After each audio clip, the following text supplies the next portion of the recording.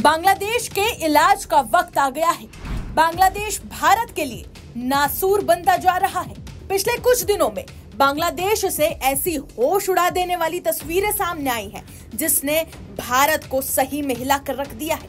भारत को चिढ़ाने के लिए बांग्लादेश लगातार ऐसी हरकतें कर रहा है, जिसका जवाब देना भारत के लिए अब बहुत जरूरी है।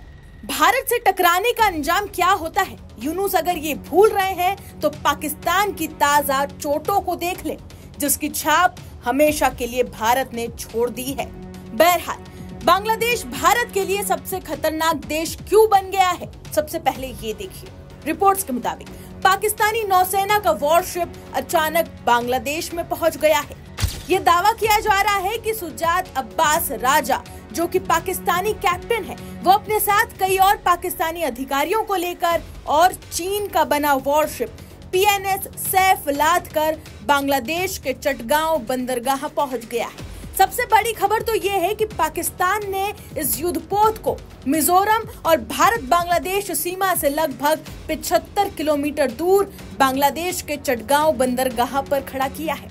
ध्यान देने वाली बात यह है कि पाकिस्तान का ये वॉरशिप ऐसे समय में बांग्लादेश पहुंचा है जब पाकिस्तान के नौसेना प्रमुख एडमिरल नवीद अशरफ बांग्लादेश में मौजूद है। इन सब के बीच सबसे चौंकाने वाली बात तो ये है कि 1971 के बाद यानी 54 साल बाद पहली बार ऐसा हुआ है जब पाकिस्तान का कोई जंगी जहाज बांग्लादेश पहुंचा हो। बांग्लादेश में बीते कुछ महीनों से ऐसी घटनाएं कई बार हुई जब पाकिस्तान बांग्लादेश एक साथ दिखा। आपको याद दिला दें कि बांग्लादेश के अंतरिम प्रधानमंत्री मोहम्मद यूनुस ने कुछ समय पहले ही मुनीर के डिप्टी जनरल मशाद मिर्जा से मुलाकात कर एक विवादित नक्शा भेंट किया है, जिसमें भारत के असम और अन्य उत्तर पूर्वी राज्यों को बांग्लादेश का हिस्सा दिखाया गया है।